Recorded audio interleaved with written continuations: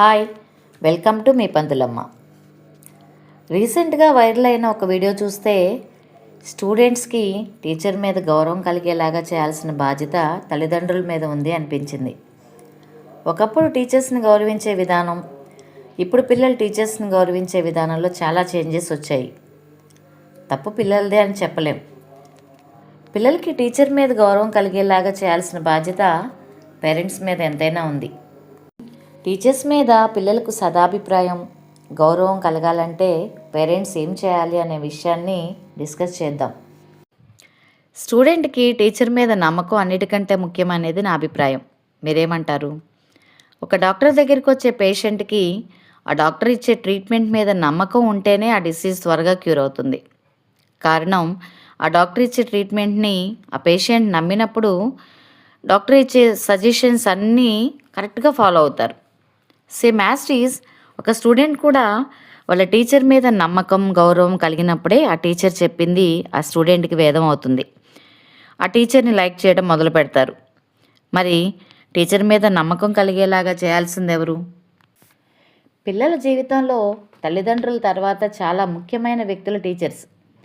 స్కూల్లో పిల్లలు చదువు మాత్రమే కాదు, చదువుతో పాటు సంస్కారం, క్రమశిక్షణ, బాధ్యత తీసుకోవటం వంటి మంచి లక్షణాలను కూడా టీచర్ దగ్గర నుండి నేర్చుకుంటారు.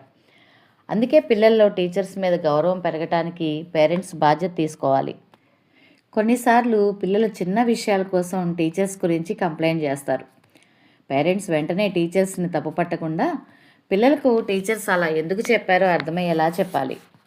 పేరెంట్స్గా మీరు క్లాస్ టీచర్ గురించి మంచిగా మాట్లాడుతుంటే కదా పిల్లలకు టీచర్ మీద గౌరవం ఏర్పడేది. టీచర్ ఏ అడ్వైస్ ఇచ్చినా నా మంచి కోసమే అన్న ఆలోచన పిల్లలకు కలిగేలాగా పేరెంట్స్ చేయాలి.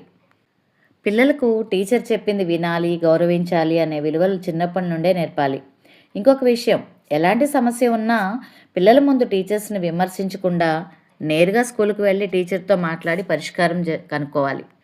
పేరెంట్స్ మీటింగ్ పెట్టినప్పుడు తల్లిదండ్రులు తప్పనిసరిగా అటెండ్ అవ్వాలి. అప్పుడే పిల్లలకు మా టీచర్ కూడా ముఖ్యమైన వారే అనే భావన కలుగుతుంది.